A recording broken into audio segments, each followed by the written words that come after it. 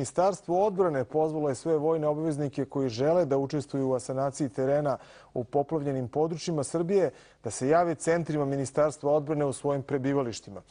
Zato je naš gost pukovnik Dragan Kotlarić, zastupnik načelnika Uprave za obaveze odbrane pri Ministarstvu odbrane. Da ispravite me da kažem potpuno tačno. Odakle da krenemo? Najpre od tog poziva koji ste uputili. Možete li da nam objasnite šta taj poziv znači? Kome je upućen? Koliko je obavezan? Da li je u pitanju samo dobrovoljan poziv onima koji žele da se pojave? Pa, dobro večer.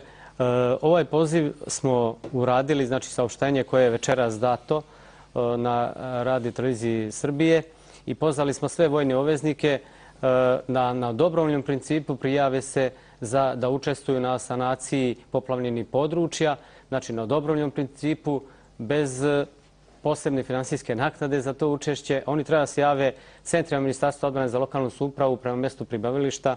Da pojasni, to su bivši vojni odseci i vojni odeljci. Ovdje mogu svi vojni obveznici da se javi koji imaju ratni raspored u ratnim jedinicama ili u specijaliziranim jedinicama civilne zaštite i oni koji su zamenili služenje vojnog roka sa civilnom službom i oni koji su stariji od 45 godina, znači do 60 godina do kada ima vojna obaveza, odnosno obaveza služenja u rezervnom sastavu. Zašto smo se primorali i odlučili da pozovemo na ovaj način sve vojne obveznike koji žele da uzmu učešće u asanaciji poplavljenih terena? To je radi obezbeđenja jednog kontinuiranog i stalnog priliva dovoljnog broja volontera i dobrovoljaca koje ćemo angažovati prema planovima štabova za vanredne situacije. Jer do sada smo imali pojedinačno pozive, javi se velik broj ljudi, uradi se neka aktivnost i popodne ili uveče smanji se taj broj ljudi. Na ovaj način bi obezbedili jedan kontinuirani stalni priliv dovoljnog broja dobrovoljaca i kao što znamo i što je već više puta nagovešteno da će ova sanacija poplavljenih područja trajati danima i nedeljama, da kažem.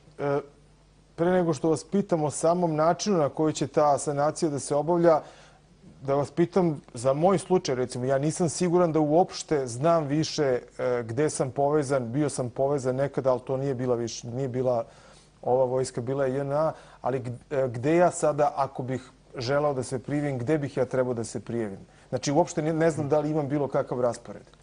Znači, svi koji imaju ratni raspored u ratnim jedinicama Vojske Srbije... Oni znaju, oni su u nekom rezervnom sastavu, oni pretpostavljam da znaju. Šta da radimo mi koji uopšte više nismo sigurni gde smo? Svi ostali koji su neraspoređeni vojni obveznici treba se jave prema mestu prebivališta u svoj centar Ministarstva odbrane za lokalnu samoupravu, za određenu opštinu. Znači, ako je ovdje Savski Venac, u centar Ministarstva odbrane opština Savski Venac. Ili ako je to u opštini Surdulica, znači u centar Ministarstva odbrane u opštini Surdulica. Hoće li moći centri da obrade sve te zahtjeve? Imamo dosta primjedbi ljudi za razne druge akcije, ne mislim samo na vojsku, koji se žale da nude pomoći, to jest da se nude da rade nešto, ali da im tamo kažu nema potrebe, već nas previše ima.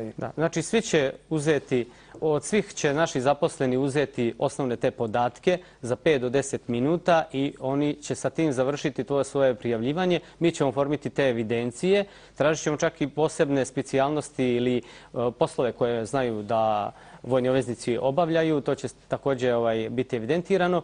I uzet ćemo mobilne, fiksne telefone, adrese stanovanja i tako dalje. Te evidencije, odnosno preglede, ćemo dostaviti do kraja dana štabovima za vanredne situacije u svakoj opštini. I prema njihovim zahtevima mi ćemo sutradan ujutru kontaktirati određen broj dobrovoljaca, organizovati i organizovano ih odvesti na određena područja u skladu sa planovima štabova za vanredne situacije. Neki bi htjeli da pomognu sada koliko god je moguće, ali strahuju da ćete ih onda slati na vojne vežbe. To su dve različite aktivnosti. Mi ovdje ne pozivamo niti ratne jedinice po ovom pozivu koji, znači ovdje se ne koristi ratna jedinica i vojni obveznici koji već imaju raspored, nego svi ostali koji su neraspoređeni, a njih je mnogo više nego od ovih što su raspoređeni. Tako da oni ne treba toga da se boje. Ovo je konkretno za ovu nesreću i elementarnu nepogodu što je pogodila Srbiju. Ili ne daj Bože za neke Srbiju. buduće, pretpostavljam da ćete onda imati bolju evidenciju koga možete pozovete kad su neke situacije slične. Ne, to teritorijalni organi Ministarstva odbrane neće sigurno zloupotrebiti.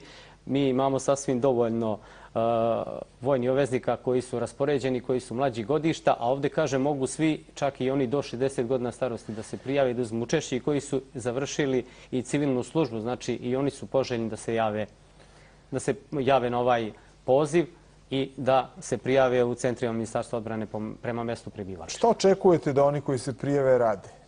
Pomenuli ste neke stvari ili to su ljudi koji nisu uglavnom imali kontakta sa vojskom neki 10, neki 20, neki 30 godina? Pa ovdje konkretno nisu bitna toliko njihova vojno-stručna osposobljenost prema ovim vojno-evidencijnim specijalnostima, koliko je bitno da se što veći broj vojnih obveznika prijavi, koji su spremni na dobrovoljnom principu da se jave, da se angažuju za dan, dva, pa nadalje, prema planovima štabova za vanredne situacije i tu će oni biti organizovani i oni će izneti tačno koliko dana mogu da rade, kad mogu da rade, može da se podeli po smenama, prva, druga, treća, tako da nemamo stalno pozivanje i privremeno čas imamo viška, čas nam nedostaje ljudi i onda trpi zadatak koji treba da se izvrši. Znači, prema planovima štabova za vanredne situacije oni će ih angažovati, a nije bitno toliko njihova vojno-stručna osposobljenost. Rekli ste da nema finansijske nadoknade, ali to znači potpuno dobrovoljno se dolazi, ali da li će ljudi dobijati uniforme ili treba da nose svoju garderobu? Kako ste to zamislili? Pa za sada je dovoljno oni u svom odelu, kao što su i do sada za ovo volontiranje. Znači to su klasični volonteri, dobrovoljci. Volonteri, dobrovoljci i oni će biti, znači neće biti vojna oni jedinica, niti su ratna jedinica, oni će kao dobrovoljci, kao volonteri biti dati organizovano, odvedeni na mesto gdje je najpotrebnije i dati na raspolaganje opštinskom štabu za vanredne situacije. A nama se u studiju priključi i moj kolega Miroslav Lazanski.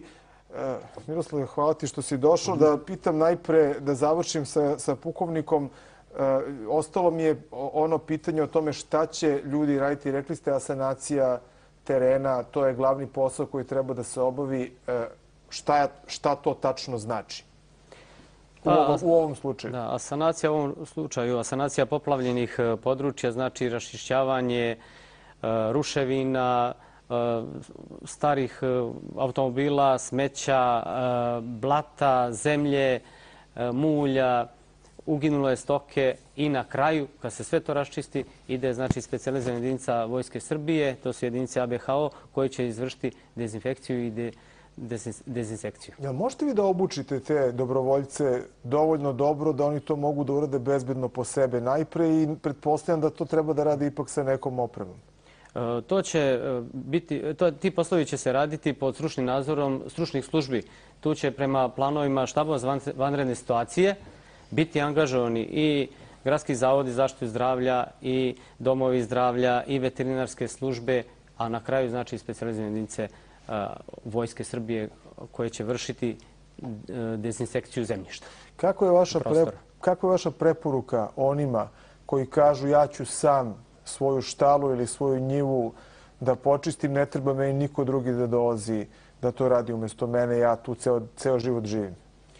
Pa osnovna je preporuka i bilo je više apela na televiziji da ipak to ne rade sami, baš zbog toga da se ne bi širile zaraze i epidemije, da znači izveste prvo veterinarska stanica u svakom naseljenom mjestu ima i svugdje ima i dom zdravlja ili lekar, da prvo njih konsultuju i pod stručnim nadzorom da se to izvrši centralizovano i da se biće određeni posebna vozila koje će sa posebnih mjesta to kupiti i odnositi na odgovarajuće mjesta.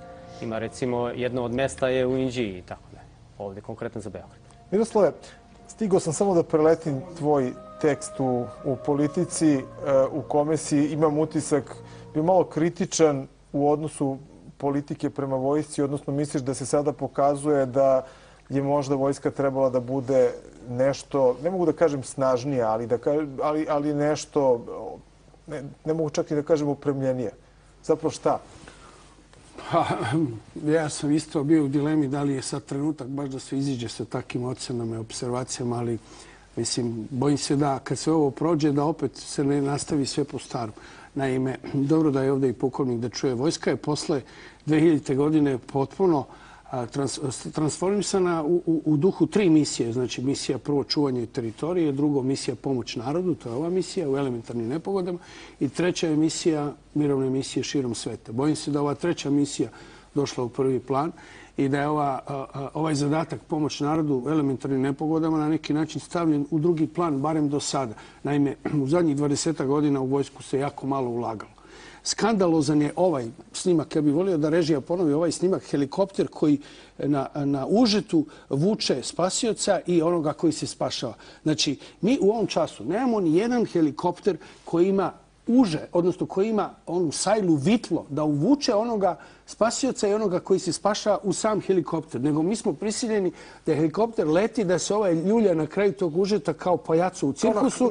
Na klatnu i ne daj Bože da je jači vetar, šta će biti, umjesto da ga pomoću sajle i vitla uvuku u helikopter. Znači, nama trenutno lete 5 helikoptera velikih i 4 do 5 manjih, što je na granici eksploatacije i maksimum naprezanja helikopterskih jedinica. Piloti nam lete između 5 i 10 sati dnevno, što je užasno puno.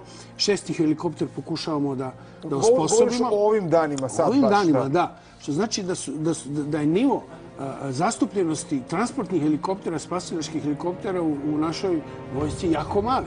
Recimo, Hrvatska ima 14 transportnih helikoptera. Mi imamo 6 koji bi trebali da lete, od toga, kažem, 5 leti, sad 6 se ove noći. Ali uvek će ljudi reći da su ekonomske mogućnosti takve i da ne može, pretpostavljam, pukovniče, da tu ima, da je tačno to što... Ekonomske mogućnosti su takve, pa evo sad ćemo da platimo kakve su ekonomske mogućnosti. Pošto nije ulagano sistematski u vojsku zadnjih 20 godina, reforme vojske koje su glamorozno slavljene kao vrhunske, nama su vojni savjetnici bili britanski i holandski generali i ovako su nam postrojili vojsku. I ovo je samo rezultat toga. Mi imamo ukupno 4 bataljona inženjerije u 4 brigade i 2 pontornijska bataljona koji su pridodati rečnoj flotili. Šta mogu 2 pontornijska bataljona? Nekad je vojska imala teške inženjerijske pukove, inženjerijske brigade.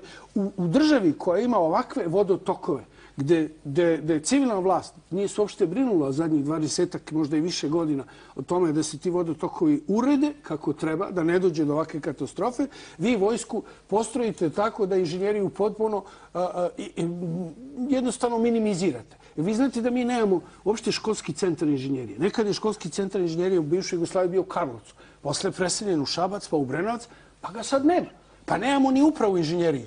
Imamo generalštvo, odnosno ministarstvo po onim džijovima, po NATO standardu G1, G2, G3, pa sad neki izvole ti džijovi pa neki idu pune vreće s peskom i neka spašavaju narod. Ali to znači da u Šapcu i u Brenovcu, obično tamo gde su centri, tamo i žive, bar penzionisani oficiri. To znači da inženjeraca ima tamo u tim mestima. A šta ćete oficiri s 70 godina slati da vam pune vreće s peskom? Ali mogu da pomognu sa nekim savjetima ili organizacijom. To je upravo ovo pitanje o čemu smo govorili. Pa vojska je spasila. Vi znate da je civilni sistem odbrane pukao u jednoj noći. Prvo je smenjen onaj komandant civilne zaštite u Šapcu, pa je onda postavljen jedan drugi komandant kriznog štaba, nije kriznog štaba, pa su onda i njega oterali i na kraju je morao načelnik generalštaba da bude imenom kao da je bitka za Stalingrad. Ovo je meni liči na bitku za Stalingrad, pa ste doveli maršala Žukova da spašava Stalingrad. Ovo je nivo.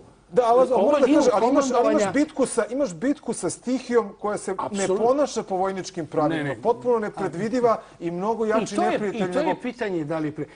U normalnim državama imate stratešku hidrometeorološku službu koja daje prognoze ne samo za 5 dana, 6 dana. Hvala Bogu, postoje sateliti, postoje kompjuteri. Jel se taj oblak mogao na vreme dijagnosticirati? Jel se mogla snaga njegova dijagnosticirati? Pa mogla se.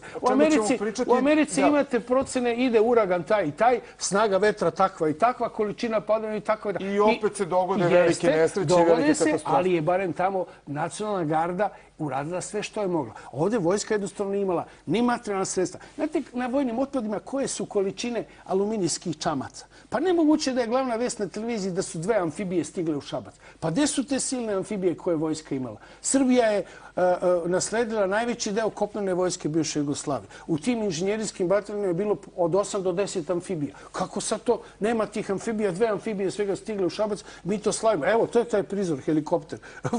Vuče na sajli spasioca i ovog koga se spašava. Dakle, kompletno je vojska transformisana onako kako su to tražili iz inostranstva, što ne odgovara, ajde da kažemo, ni prvoj ni drugoj misiji, a pogotovo ne prvoj, a diskutabilno ove poplave su pokazali da ne odgovara ni drugoj misiji. A to je, mi možemo sad pričati da je ovo stravičan razmjer katastrofe. Jeste. U svakom slučaju jeste. Ali da smo imali više vojnika, više inženjerijske tehnike, moglo se mnogo više uraditi i mnogo manja materijalna šteta. Zar treba apel, ajde, 1500 ljudi da dođe? Pa to se izvrši mobilizacija, je li tako? Je li tako, pukovniče? Gde je rezervni sastav? Sad si dao priču težak zadatak pukovniku da odgovara, pretpostavljam da se ono mnogo čemu slaže su to, oni svi u vojsci znaju to. Ali mora da brani također vojsku ovako kakva. Dobro, ja bih samo kratko rekao da je vojska procenila koji je dovoljan broj sredstava, 2 amfibije i tu je angažovano... 2 amfibije na jedan grad. I te 2 amfibije u Obrenovcu imali su određeni problem. Ako se slušali kvantratne rečne flotile, je juče iznosio koji su probleme imali, jer poplavljeni Obrenovac je negde imao metar, 2, negde 5, negde 3, automobili su ostali i veliki problema su imali da idu kroz te ulice koje su bile poplavljene. A ono što bih hteo da kažem, kod nas zakon o vanrednoj situaciji, koji je stupio na snagu 3 godine, osnovne snage za ove elementarne nepogode jesu snage sektora za vanredne situacije MUP-a. A tek prema članu 12 zakona o vanrednoj situaciji, ako nisu te dovoljne snage, angažuju se snage Vojske Srbije, koje su određene za tu 3. misiju pomoć civilnom stanovništvu i mi imamo određene snage pripremljene, znači u miru, za određene situacije. Vidjeli ste i kad je bilo zima i rešavanja snega, da su određene snage angažovane. Kako se može doći u situaciju da se preko televizije uputi javni apel da nedostaje 150 lopata? Ljudi, donesite lopate u Šabac. Pa gde su ta skladišta? Takvi apeli postoje svud u svijetu. Ajmo da se okrenemo... Nema, u uređenim državama barem ima lopata. Čak i u Sjedinim Američkim državama se traži, do duše, tamo svaka kuća ima lopatu. Znači lopatu i za sneg i za slično. Ali ajmo da se vratimo na to. Kako tebi? Ajmo da pokušamo da budemo malo pozitivni u ovoj situaciji. Ja sam pozitivan uvijek, ali hoću da se nešto reši ovdje. Ajmo da vidimo prvo rešenje, poziv koje je vojska uputila na to da se ljudi jave i da se uključe ponovo, recimo, civilna zaštita koja poziv, vojska naređuje, ne poziva i ne moli. Ne može da naredi više u ovom... U vanrednoj situaciji može. Ako je proglašeno vanredno stanje... Može da naredi svojim pripadnicima, ne može da naredi onima koji nisu više. I onima koji su izvan rezervnog sastava. Ovo je poziv... Dobro, ovdje bih ja samo kratko rekao da je proglašena vanredna situacija, nije vanredno stanje. Znači, prema zakonu o vanrednim situacijama proglašena vanredna situacija. A što se igramo s tim terminima? Zato što nije ratno stanje. To je već nešto drugo. Znači, zakoni su Skupštine, tako su usvojeni. Znači, nema ugrožavanja s polja i proglašena je vanredna situacija na osnovu elementarne nepogode. Naši propisi, što se tiče angažovanja jedinice radne obaveze, ratnih jedinica, može, znači, redovan poziv ili mobilizacije, što je rečeno, samo u slučaju vanrednog ili ratnog stanja može da se to stanje proglasi. Inače, ostalo u vanrednoj situaciji u miru mora 30 dana ranije vojni obveznik da dobije poziv da se odazvao na tu vežbu ili na... A to je u ovim slučajima kasno. Zato smo mi pribegli ovome saopštenju i pozvali da svi vojni obveznici koji žele dobrovoljno da učestvuju u ovoj sanaciji i na taj način izvršimo popunu sa dovoljnim brojem ljudi, znači ne ratnih jedinica, ovo što sam malo pre govorio, neće oni učestvovati kao ratna jedinica, nego kao radna jedinica na sanaciji ovih poplavljenih područja. Ako mogu tu samo da čujem civilna zaštita, obnavljanje toga, da li ti misliš da je to dobra ideja? Mi smo sa novim demokratskim tekovinama i promjenama posle 2000. godine sve to depravirali, sve ismejavali, i civilnu zaštitu i na neki način i vojnu obavezu. Dakle, ajmo da vidimo... Civilna zaštita se mora reafirmisati. Ona mora postati, ajde da kažemo, 3. vid oružanih snaga zemlje. Pošto imamo vazduhoplovstvo, kopnenu vojsku, mornaricu više nemamo, rečna flotila je pridodata kopnene vojske. Napravite civilnu zaštitu kao da bude na neki način 3. vid. Uložite u nju pare, kupite lopate. Ova skladišta koje su po Beogradu pretvorena u teretane i disko klubove, maknite to, vratite to u onu namenu za koju je predviđeno. Civilna zaštita je nekad bila jako razvijena u bivšoj državi. I nije se dešavalo skandal da neko preko televizije moli za lopate. Još nam samo prokomentariši jedinice koje su došle iz sveta da pomognu. Kakve su jedinice, kakav im je kvalitet, šta znaš o njime? Pa, ovo je zaista jedna velika solidarnost sveta, pre svega prostora bivše Jugoslavije. Znači, iz Crne Gore, ja sam danas u gradu vidio neke momke uniformama crnogorske vojske, džipovima.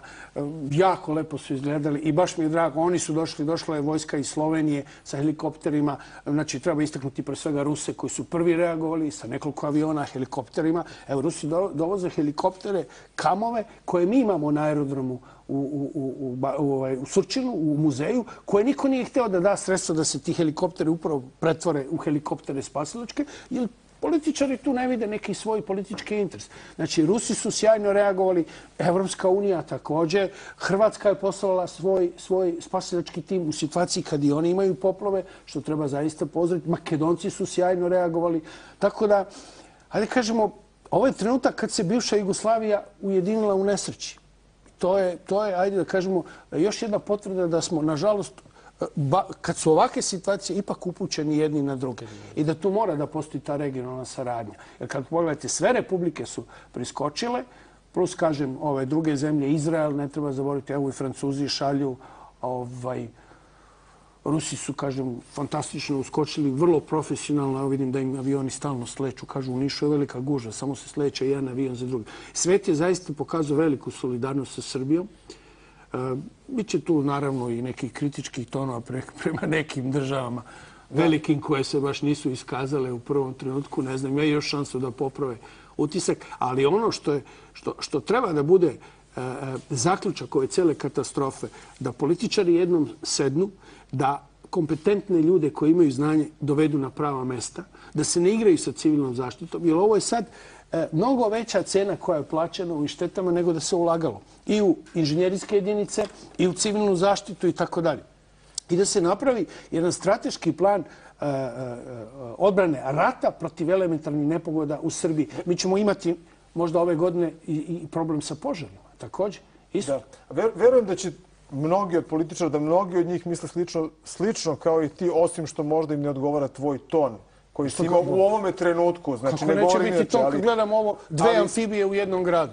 Pored stotina amfibija koje tamo vise po livadama u Smederevu. Otiđite u Smederevo pa pogledajte šta je sve tamo na livadi od stare tehnike. Da su ispravno, odnosno ne znam koliko mogu da se koriste. Imate kamione, dajčeve koji su prešli 400 km i nalaze se na vojnom otpadu. Pukovniče, sa ovim iskustvima koje imate, pretpostavljam da ćete i vi biti u stanju da vratite, ne daj Bože, ili kome zatreba ovu pomoć koju smo dobili tako nesebično i od regiona, a i šire.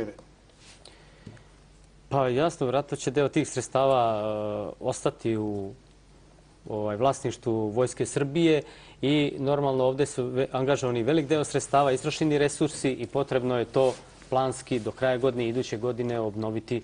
Jer mnogo češće ćemo biti u vanrednim situacijama, znači poplave i požari, ne do Bog zemljotresi, nego što će biti vanredno stanje ili ratno stanje.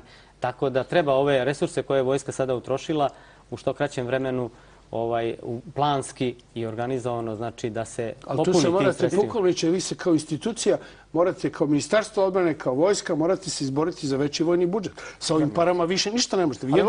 Neću te pustiti dok ne kažeš neke pohvale za vojsku i njeno postupanje u ovoj situaciji. Vojska se pokazala odlično u situaciji s onim brojem vojnika kojima raspolaže i sa onom tehnikom sa kojom raspolaže. Oni su se zaista maksimalno angažovali.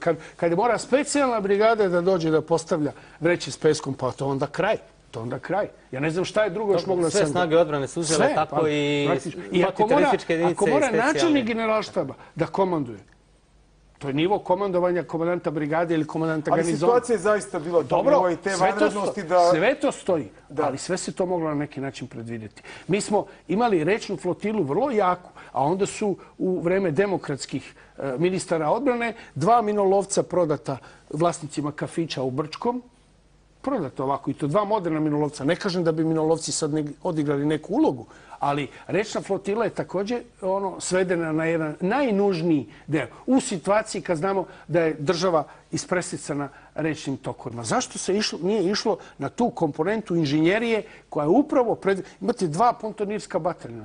To je nevjerojatno. Ostavit ću tu polemiku sada, bilo za društvene mreže, bilo za ove druge medije, budući sam siguran da će se ona nastaviti sa tobom od strane raznih. Evo, onaj helikopter što vuče, one nesretnike koji vise na špadu. Hvala vam.